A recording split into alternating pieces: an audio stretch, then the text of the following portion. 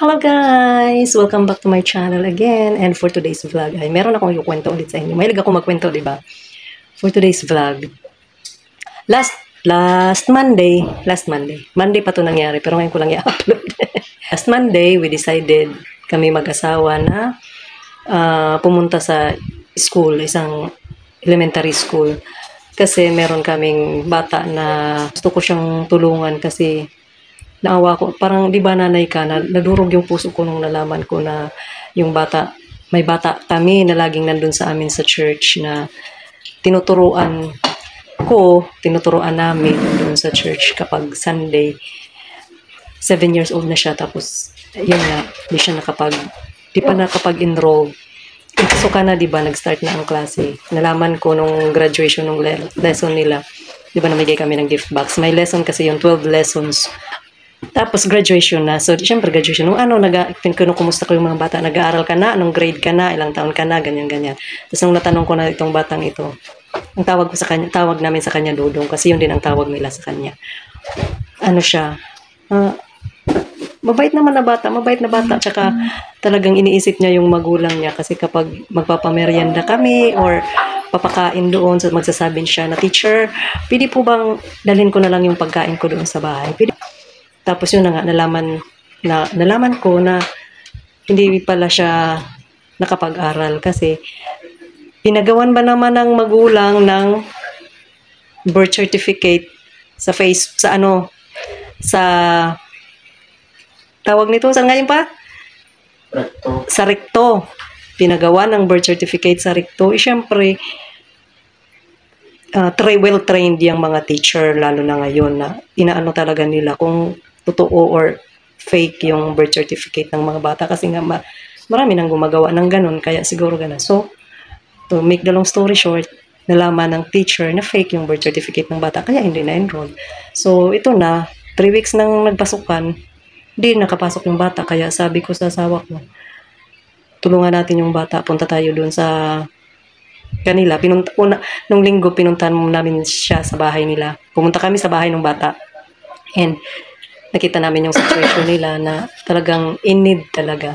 So, hindi rin makapaglakad ng pagkuha ng birth certificate ng bata kasi yung nanay medyo may problema sa, di ko alam, basta ayaw ko magsalita ng basta parang siya, hindi siya masyadong nakakaintindi ba. Ganun, tapos pag magsalita, hindi mo rin masyadong maintindihan. Ganun siya, kaya mas lalong na yung mas lalo akong natulungan yung bata kasi kawawa nga yung situation. So yun, nag-usap na kami ng magulang na sige bukas, kasi Sunday yun, bukas alas 9 magkita tayo dun sa tapat ng school, sa main gate ng school, magkita tayo. Tapos kausapin natin si principal at usapan natin na para makapasok yung bata.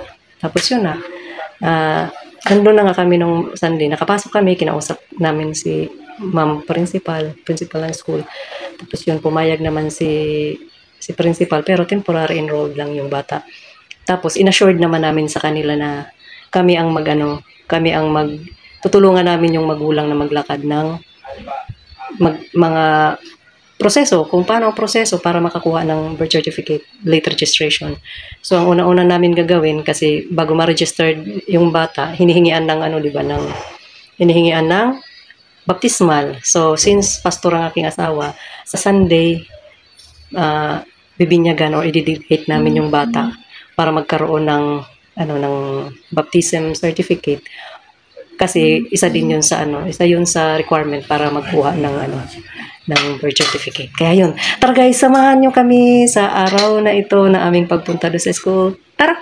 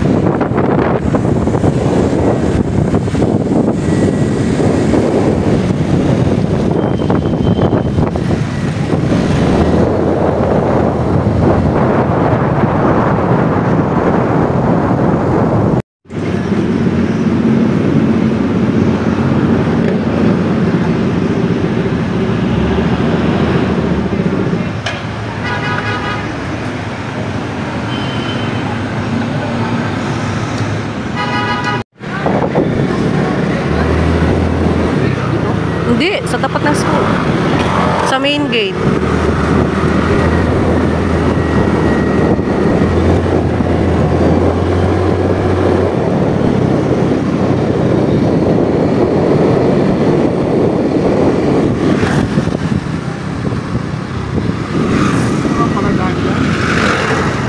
Malaman natin.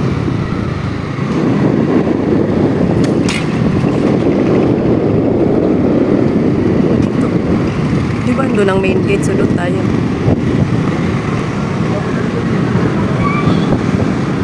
Doon yan. Doon ang usapan.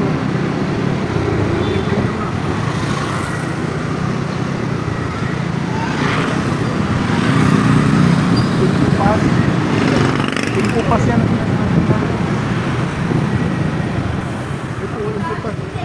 Yeah, Infofast pala.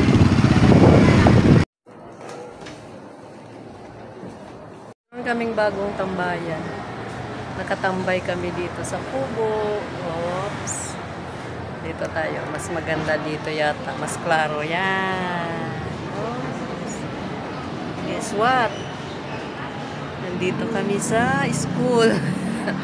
Meron kaming tinutulungang bata para makapasok sa school kasi 7 years old na siya. Hindi pa nakapag-aral. Hindi na enroll kasi walang birth certificate. So ngayon, tinutulungan namin yung bata, pati yung nanay, sinama namin siya dito sa school. Tapos nagpunta kami kay principal, nakiusap kami kay principal, pati doon sa kung anong grade siya pwede, pero sabi ng principal doon siya sa kinder kasi nga di talaga nakapag-aral yung bata. So yun yung tinutulungan namin, at syempre tutulungan din natin siya na makakuha ng birth certificate kasi kawawa naman yung bata, di ba? Karapatan ng bata na mag-aral. Kaya although di namin siya kaano-ano, pero tinuturuan kasi namin siya tinuturuan namin siya doon sa church. So, di ba namigay kami ng box. So, one of those children ay nakatanggap ng gift box. At ito yun siya, nalaman namin na hindi pala nag-aaral. Pero, syempre ako ang nagtuturo sa kanila na napansin ko doon sa bata. Marunong siya eh. Although di siya marunong magbasa, pero may pinapamemorize kasi ako sa kanila eh. Every lesson may pinapamemorize ako sa kanila. Mabilis lang siya makapag-memorize, at syempre bata, makulit. Akala mo makulit, hindi nakikinig, pero kapag meron akong tinatanong, nagtataas ng kamay yun at sasagot siya. Matalinong bata, kaya deserve niya na tulungan. Deserve niya na makapag-aral. Kaya yun, nandito tayo ngayon. Ayan. Dito tayo sa school. Nasa Tenement Elementary School kami. Nihintay namin kasi tapos na namin kausapin si principal. Pumayag na si principal na makapag-enroll temporarily yung bata. Ayan, kaya sabi ko doon sa nanay, kunin mo yung bata kasi gusto ni teacher na ma-interview yung bata para ma-assist ni teacher yung bata. Kaya nihintay namin sila, nandun umuwi muna yung nanay, kukunin niya yung anak niya. So, ayan, dito muna kami pinatambay ni Kuya Guard. Diba? Ganda ng pwesto namin dito. Presko ng kubo.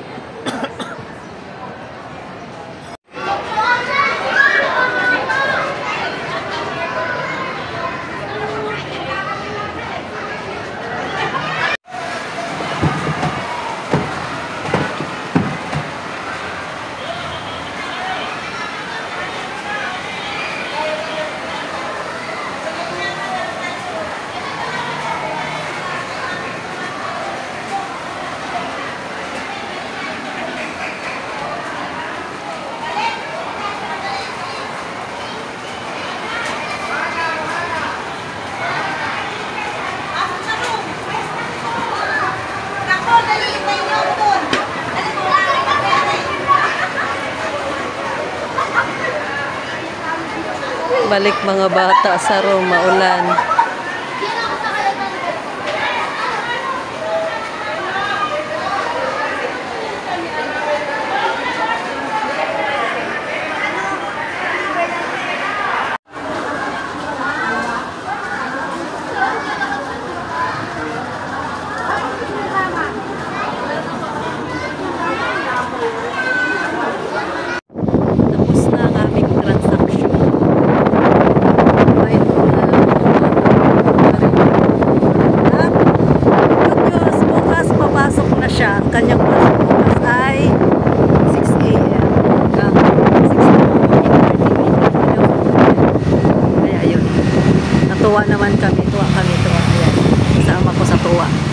syempre yung nanay ng bata excited.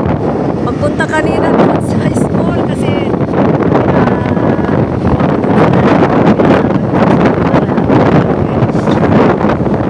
may dala na siyang bag.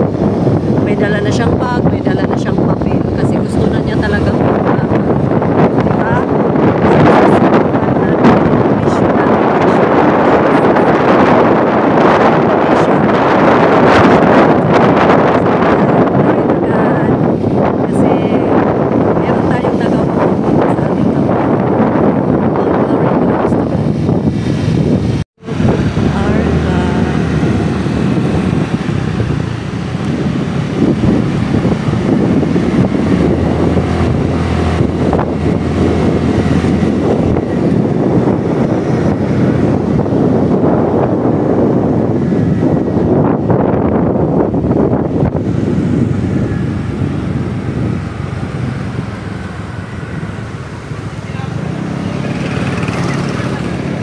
Tapos may panibago tayong mission dito. May panibago tayong mission dito. Meron tayong kukunin dito. Nakikitayo naman.